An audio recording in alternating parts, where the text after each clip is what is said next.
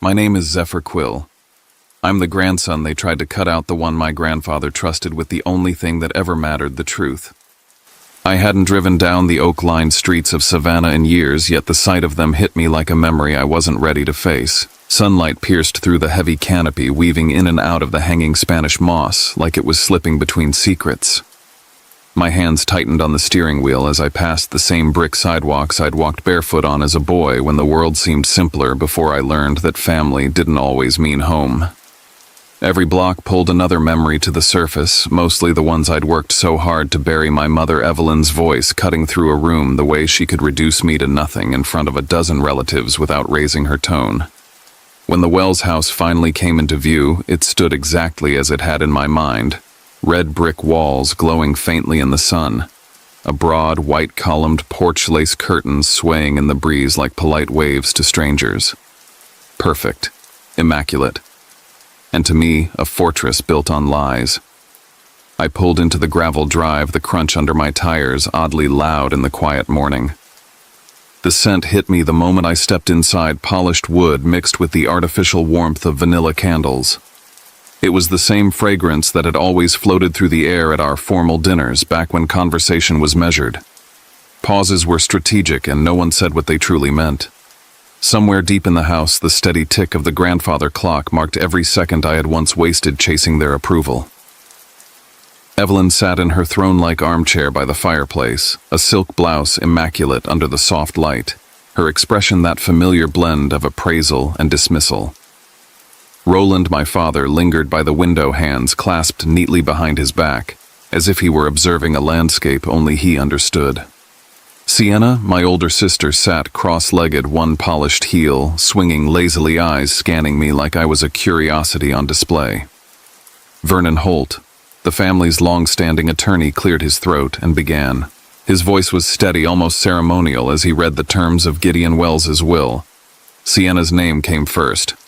She would inherit $7 million in cash plus managerial rights over part of the family's vacation properties. My stomach tightened, though I kept my face still. Then came my turn.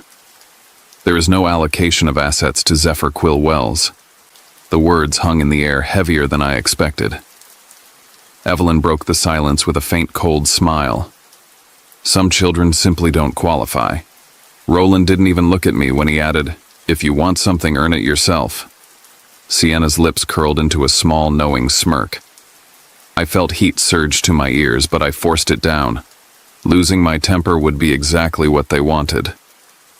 I let my gaze travel around the room, noting the flicker of discomfort in a few distant relatives' eyes, enough to tell me they hadn't seen this coming, but no one spoke up. I picked up the glass of water in front of me and drank slowly, my silence calculated a shield they couldn't penetrate. Vernon shuffled his papers, ready to conclude, when he paused.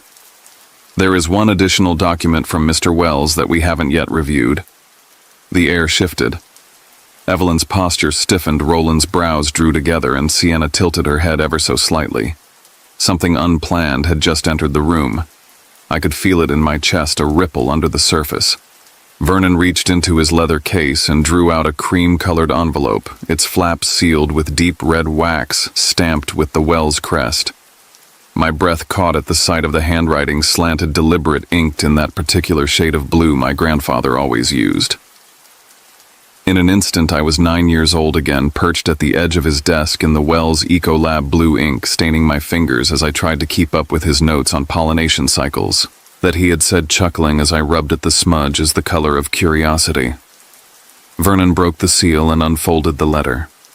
His voice softened, though I could hear the weight in every word. Gideon wrote about the first day he took me to the Ecolab, how I had knelt in the dirt with a magnifying glass, tracing the veins of a leaf as if it were a map. He wrote, "You are the only one in this family who has ever seen the life inside each branch, each grain of soil." The letter stated without hesitation that he was leaving the Wells Ecolab to me. The building, the research equipment, the funding accounts, and the rights to every patent under its name, all mine. No restrictions, no conditions. The room froze. Evelyn shot to her feet, her voice rising in a sharp, brittle pitch. "This is absurd. This part was never mentioned before." Roland's eyes narrowed, his jaw working silently. Sienna leaned forward, the usual gloss in her tone stripped away. "What exactly are these patents worth?" she demanded. Vernon's reply was firm. All of this was signed, notarized, and filed well before Mr. Wells's passing. His wishes are final. Something clicked in my mind. The Ecolab sat on land my family had always dismissed as commercially useless, warning me to never waste time there. But if Gideon had secured patents in sustainable agriculture, that property could be worth far more than they'd ever admitted. And then I saw it. Evelyn's complexion draining as Vernon continued. "No one but Zephyr has the authority to sell or transfer ownership of the Ecolab." For the first time in years, I felt the ground shift in my favor. When the reading ended, Evelyn leaned in close enough for only me to hear. Her perfume was cloying, but her tone was sharper than glass. "You will regret keeping that place." I met her eyes, letting the cold in mine answer for me. Because for the first time, I held something she couldn't touch. The road out to the Wells Ecolab cut through a patchwork of marsh and pine, the city's brick and balcony charm, giving way to wind and sky. The building itself rose out of the trees like something grown rather than built, timber siding, weathered to a soft gray steel beams, clean and spare windows tall as barn doors. The air smelled like damp soil and cedar. Sunlight fell through the glass in wide bands, turning dust motes into a slow parade. Somewhere beyond the greenhouse walls, bees hummed over rows of test beds and flowering cover crops. It felt like stepping into oxygen after years of holding my breath. No ticking clocks, no perfume-sweet candles, just light earth and the patient music of living things. In Gideon's office, the past waited as if it had kept the lights on for me. The desk was the same solid oak nicked at the corners. The chair still creaked at the same protest when I leaned into it. On the shelf, I spotted a familiar spine-brown craft paper rubbed smooth at the edges. When I opened the notebook, the pages sailed me straight back to 9 years old crooked diagrams of apiaries, silly arrows labeling worker drone queen, my looping questions crowding the margins. Near the center, in his unmistakable blue ink, Gideon had written, "Keep watching. The world needs your eyes." I ran a thumb over the words. The paper had thinned where the pen pressed hardest, as if he'd wanted the message to sink all the way through. I should have stopped there. I should have let the hope of that line be enough for one day. Instead, I slid open the lower drawer, stiff, reluctant, and felt around until my fingers hit the lip of a metal box. Inside, file copies, receipts, a scattering of clipped notes. Beneath them, folded twice and rubber-banded, sat a stack of printed call logs. The date columns ran through the months before Gideon died. The caller ID ping-ponged between Ecolab and his home line. The recipient number was mine. In the remarks column, written by hand in blue that wasn't as warm as his, someone had scrawled the same verdict again and again. No answer, blocked by family. The script wasn't quite slanted. It leaned forward like a shove. Evelyn's handwriting. A heat rose in my chest that didn't feel like anger so much as altitude sickness. So it hadn't just been silence. It had been engineered. Every missed chance, every unanswered voicemail I blamed on timing or grief had been clipped away by the person who loved appearances more than anything that ever breathed. I rubbed the corner of a page until the paper flaked. The logs made a brittle little sound when I set them back down. Needing air, I crossed to the cabinet Gideon used for active projects. A green folder sat alone on the middle shelf, label as neat as a hospital chart, Project Evergreen. Someone had stamped confidential in red below a small leaf icon. Inside, the first page outlined a multi-year study linking regenerative soil practices to yield stability and reduced input costs. The following pages were a lattice of trial maps, data summaries, funding tranches. Near the back, a memo referenced exploratory conversations with a nationally known organic foods company, one whose logo appeared on grocery end caps from Savannah to Seattle. A sticky note had flagged the page. It had been removed, but the square of faint residue remained. Value lived in these papers. So did motive. If you were someone who measured worth in dollars and parties, you might call this a prize. If you were someone like Gideon, you'd call it responsibility. And if you were someone like Evelyn, you'd call it leverage. I closed the folder and slid it back precisely where I'd found it. My phone buzzed, Talia checking in a brief line of text that made me smile despite everything. I drafted a reply, then deleted it. Not yet. The fewer people attached to this, the safer it was. I needed to understand all of it before I let anyone else into the room. Outside, the hives pulsed with their ordinary miracle.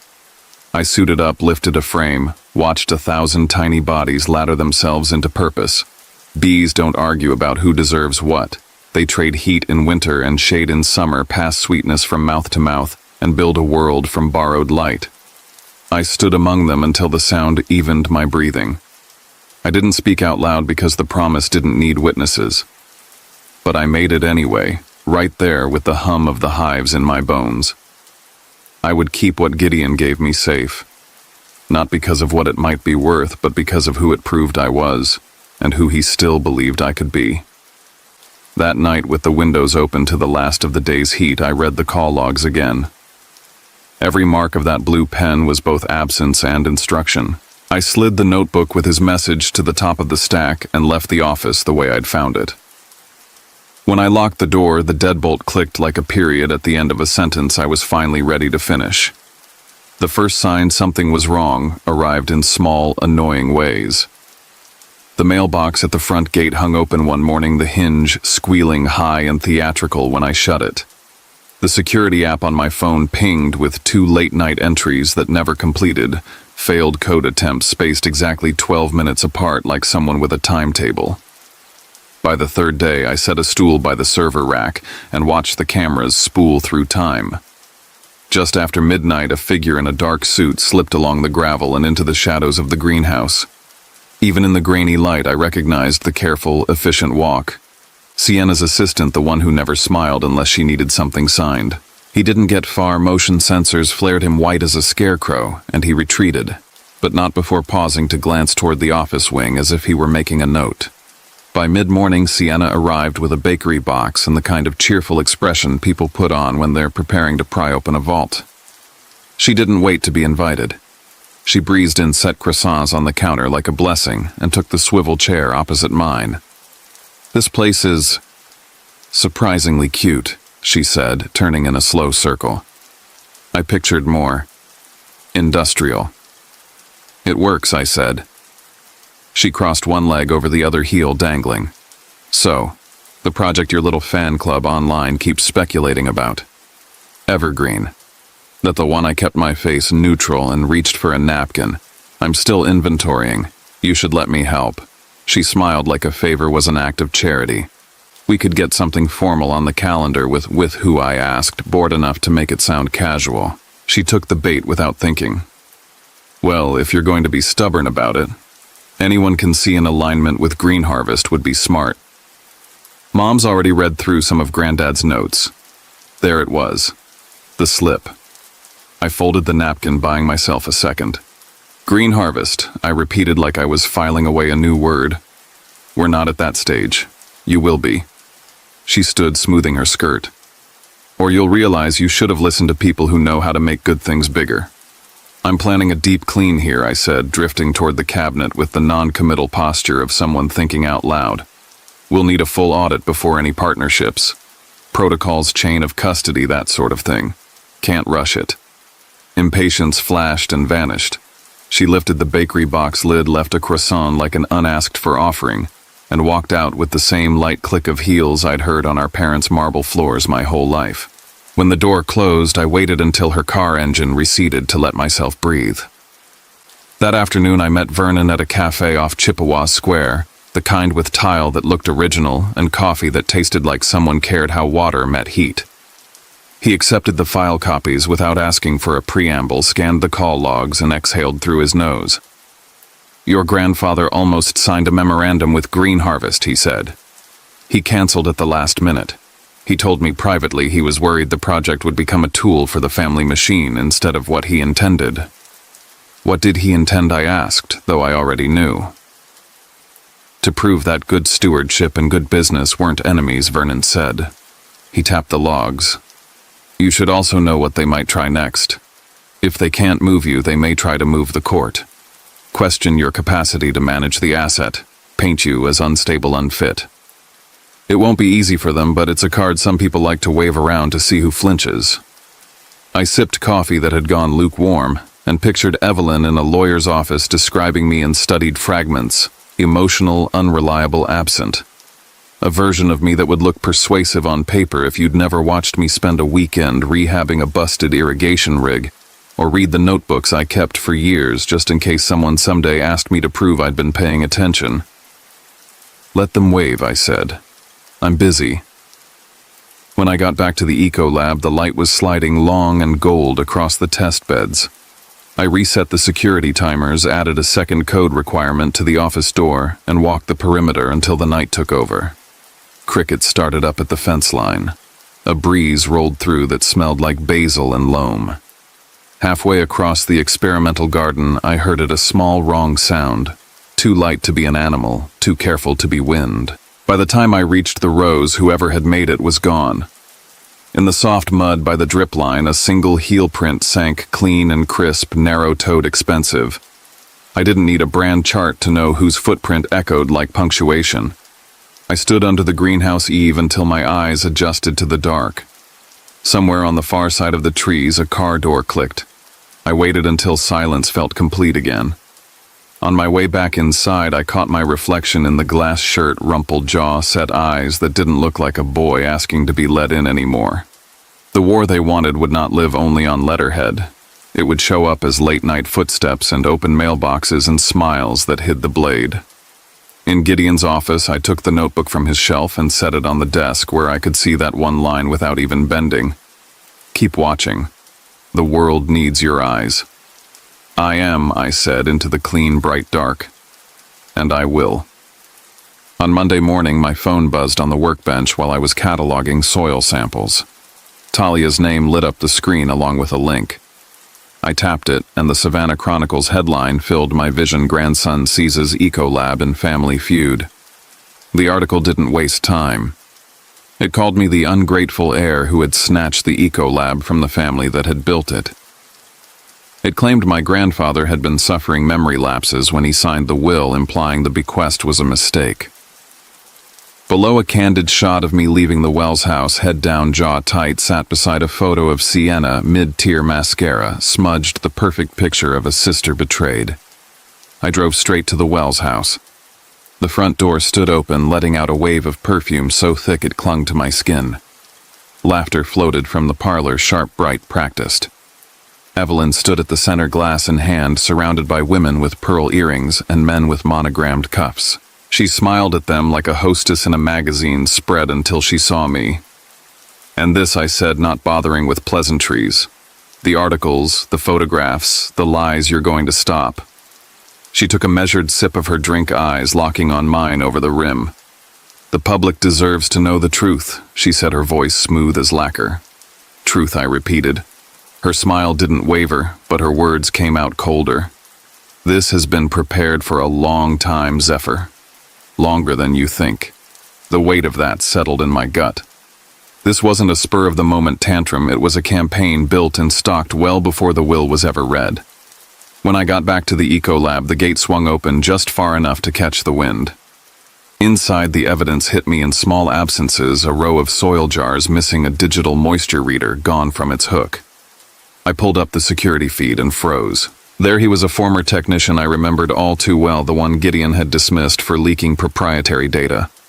He moved with the assurance of someone who knew the layout by heart. Talia called before I could decide what to do next. Green Harvest just received a data set that matches yours, she said without preamble. Too closely to be coincidence. The only way that could happen was if someone on the inside had given it to them. And if Green Harvest had it now, they could rush a deal before I even reopened the Eco Lab to the public. I stood in the lab sunlight falling across rows of labeled jars, each one holding months of work and years of thought. If they wanted to fight dirty, fine. I wasn't here to hide and hope. I would gather my proof, time my release, and make sure that when the story came out, it cut exactly where it needed to. I looked at the way the afternoon light turned the dust in the air to gold, and thought about the weight of the name Wells, how much they cared for its shine, and how little for its truth. If they wanted a game, I'd play. And I'd remind them that games can turn vicious when you push them far enough. I'd spent enough days reacting. Now it was time to set the pace. The plan formed in 2 layers, one to pull in evidence, the other to draw them out into the open. The first step was fortifying the lab. I installed motion sensors in blind corners and tucked micro cameras where no one would think to look inside the cabinet hinges behind the air vent slats in the lip of the bookshelf. Then I planted a gift in plain sight, a mock draft of Project Evergreen dressed up enough to look convincing but embedded with tracking code in its metadata. If someone took it, I'd know exactly where it landed. 2 days later, my phone pinged with an alert. The bait file had been opened from an IP address linked to Roland's law office. The confirmation sat heavy in my chest. My father wasn't just aware of what was happening, he was part of it. That night, the phone rang after 11. The voice on the other end was low, urgent. "You don't know me, but I used to work at the Eco Lab. Sienna's been paying me to get her certain files. I can't keep doing it." I recognized the name when he gave it another technician who'd left under cloudy circumstances. "Why now?" I asked. "Because 10 years ago your grandfather kept me from going bankrupt," he said. "I can't betray him twice." The words landed deeper than I expected. This wasn't just my fight. Every theft, every smear was a strike against what Gideon had built and the people he had quietly helped along the way. He told me there was a meeting set with Green Harvest to finalize an agreement using the stolen data as proof of concept. They thought they could corner the market before I could even bring the Ecolab back to life. When I hung up, I called Talia. I told her enough to let her know the next move would be ours. "We're not going to stop them," I said. "We're going to let them think they've won, and then we'll let them hang themselves with their own rope." She was quiet for a beat, then said, "Just tell me when." Later, standing in the darkened lab, I watched the blue LED of the server blink on and off, steady as a pulse. The hives outside would be quiet now, the bees clustered together in the cool night. I rested my hand on the edge of the workbench, feeling the grain under my palm. "We're ready," I said to no one, and to Gideon most of all. The light kept blinking, unwavering, like it understood. I started the morning with a post in Savannah's largest community forum, a photograph of the Ecolab bathed in early light, paired with an excerpt from my grandfather's letter, explaining why he had chosen me to inherit it. His handwriting filled the image, deliberate strokes, measured spaces, the kind of script that could not be faked. The post spread quickly. Comments flooded, in some calling me the rightful heir, others accusing me of rewriting history. A tide of anonymous accounts emerged almost instantly, defending Evelyn and Sienna with coordinated precision. Their words carried the same phrasing, the same pointed insinuations. By midday, my phone rang during a project meeting. Evelyn's name flashed on the screen. "Take it down," she ordered the moment I answered. Her voice was tight, sharp enough to cut. "No," I said simply. Her reply came fast, almost like a reflex. "If you keep this up, I'll let the whole city know you're not even Roland's blood." The room seemed to tilt. It was the first time I had ever heard those words. I let the silence stretch, her breathing ragged on the other end, before hanging up. The next day, a new article appeared, this time claiming through a trusted source that I was preparing to sell the Ecolab to a foreign investor. The fabrication was cleanly crafted, laced with just enough invented detail to unsettle people. Messages poured in from colleagues and community members, some worried, some angry. The story had done its job. Instead of answering online, I sent invitations to local reporters asking them to visit the Ecolab. That afternoon, I walked them through our active projects, the research still in progress, the archives intact. While they toured, I released a short video to the community forum, grainy security footage showing Sienna's assistant rifling through Ecolab files. I didn't add names or context, only the caption.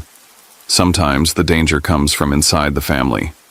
That evening, my phone buzzed with an unfamiliar number.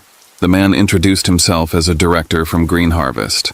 "We're canceling the meeting with Evelyn and Sienna," he said. "We're not getting dragged into family disputes." It was the first direct fracture in their plans, the first piece of leverage that cut into their financial ambitions. Hours later, a text came from an unlisted number. "We will not let you take this family down. Watch yourself on Friday." Friday was the Wells Foundation's anniversary gala, Savannah's most visible stage where the family paraded its influence in front of donors, politicians, and the press. If they wanted a confrontation there, I would be ready. The ballroom at the Grand Savoy Hotel was dressed to impress crystal chandeliers throwing light over rows of white linen tables, the air threaded with the scent of wine and gardenias. Guests mingled in formal wear, their conversations punctuated by clinks of crystal. Evelyn moved through the crowd with perfect poise, one hand on Sienna's arm, their smiles like polished glass. They laughed too easily, heads inclining toward whispered confidences, each gesture reinforcing the image of a family unshaken. I arrived in a plain, well-cut suit, Talia by my side. In my inner pocket, a USB drive held scanned pages of my grandfather's letter security footage from the Ecolab break-in, and a record of calls Evelyn had intercepted to keep me from speaking with him in his final weeks. When Evelyn took the stage to speak about legacy and unity, I stepped forward and asked for a single minute to honor my grandfather's memory. She hesitated, but with the audience watching, she stepped aside. The projector behind us flickered to life. My grandfather's handwriting filled the screen, his words clear and steady. I leave the Ecolab to Zephyr because he understands its mission not for the sake of name or lineage, but for the work yet to be done. The image faded into the security footage, Sienna's assistant in the Ecolab at night pulling files from a cabinet, her face half turned toward the camera. Then came the call log, dates and times in black and white showing Evelyn's interference. The room fell silent except for the faint hum of the sound system. Evelyn's face drained of color. Sienna shot to her feet, shouting something I couldn't hear over the low tide of whispers spreading across the tables. One by one, people began to leave. 2 major donors set down their glasses and walked out without a word. I could see the cracks forming here in the place where they had always been untouchable. I looked straight at Evelyn. He didn't leave Ecolab to me because of blood, I said, my voice steady. He left it to me because he knew I'd protect what it stands for. And tonight, this city knows it too. No applause followed, but the eyes on me were no longer hostile. Some were curious, others assessing, a few openly approving. The narrative had shifted. As I stepped down from the stage, I could feel the weight lifting, not gone, but moving. The fight wasn't finished, but I wasn't chasing their moves anymore. Outside, the night air carried the briny edge of the river. I drew a deep breath, and for the first time in months, it didn't feel like swallowing glass. The morning after the Wells Foundation Gala, Savannah felt smaller, as if every conversation carried an echo of last night. Local papers ran my photograph on the front page, me standing on stage, the projection of my grandfather's letter behind me like a verdict. One headline called it, "The Night the Wells Legacy Cracked." My phone lit up non-stop. Messages from strangers offering their support tangled with anonymous threats promising I would regret humiliating the family. Some I deleted without reading, others I saved just in case. Evelyn disappeared from public view under the guise of health concerns. Sienna was quietly placed on indefinite leave from the jewelry company where she served as PR director officially for internal review. But I knew it was tied to whispers about her role in the Ecolab break-in. Roland stayed silent, which was unusual. Vernon, my most trusted contact, called to tell me Roland had been inquiring about selling off properties held in his name alone. It didn't take much imagination to see why, either to cover debts or to brace for legal trouble. Later that week, Vernon handed me something I hadn't dared hope for, a copy of a preliminary contract between Evelyn, Sienna, and Green Harvest. It spelled out a profit-sharing arrangement tied to Ecolab's patents signed before my grandfather's death. It was a blueprint for theft, proof that their intentions had been set long before he was gone. I called for a meeting at my attorney's office. Evelyn arrived in a tailored black dress, her eyes guarded. Sienna came in late, jaw tight, avoiding my gaze. Roland followed, moving more slowly than I'd ever seen him, as though age had settled on him all at once. When I placed the contract and the intercepted call logs on the table, the silence was heavy. Evelyn looked down, saying nothing. Sienna's face flushed with anger. Roland simply exhaled, as if he'd been carrying a truth he could no longer deny. I spoke evenly. I won't pursue criminal charges if you sign a legal statement relinquishing all rights to Ecolab and Project Evergreen and issue a public apology in the Savannah Chronicle. Evelyn began to object, but Roland cut her off. "Sign it," he said, his voice low but final. He knew that fighting me in court would bleed them dry. The documents were signed within the hour. When I stepped out into the late afternoon sun, the weight I'd been carrying for months felt lighter, not gone, but no longer crushing. The brick sidewalks of Savannah glowed under the golden light, and for the first time in a long while, I felt that the brightness was meant for me. Months later, the Ecolab was almost unrecognizable, not in its purpose, but in its reach. The glass house now welcomed university students, local school children, and community volunteers. Classes on sustainable agriculture filled the calendar. Bee colonies thrived in newly built hives, and the soil restoration projects my grandfather dreamed of had become reality. I worked alongside the research teams, not just overseeing, but getting my hands dirty. I was no longer defending a legacy. I was living it. One quiet afternoon, my grandmother Lila visited. She walked slowly through the Ecolab, pausing to touch the leaves of plants she recognized from decades past. Then she handed me a small silver pocket watch. "This was Gideon's," she said. When I clicked it open, I found a small photograph tucked inside the 9-year-old me, crouched beside a blooming magnolia, eyes fixed on its petals. He always believed time would prove who truly deserved this place, she told me. Later, I stood beneath that same magnolia tree in the courtyard. Sunlight streamed through its white blossoms, painting dappled patterns across my hands.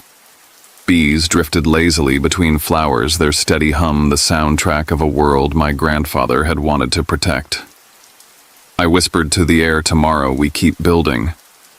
It was a promise not just to him, but to myself, a vow to carry forward without needing the approval of the well's name. In my mind's eye, I could see the moment from above, like the closing frame of a film, me standing under the magnolia, the Ecolab bathed in light behind me, bees glinting like flecks of gold in the air. And in my voice, steady and certain, my grandfather left me more than a laboratory. He left me freedom. What would you do in this situation? Let us know in the comments. If this story had you on the edge of your seat, smash that like button and subscribe for more jaw-dropping family drama, shocking betrayals, and the revenge stories you won't believe.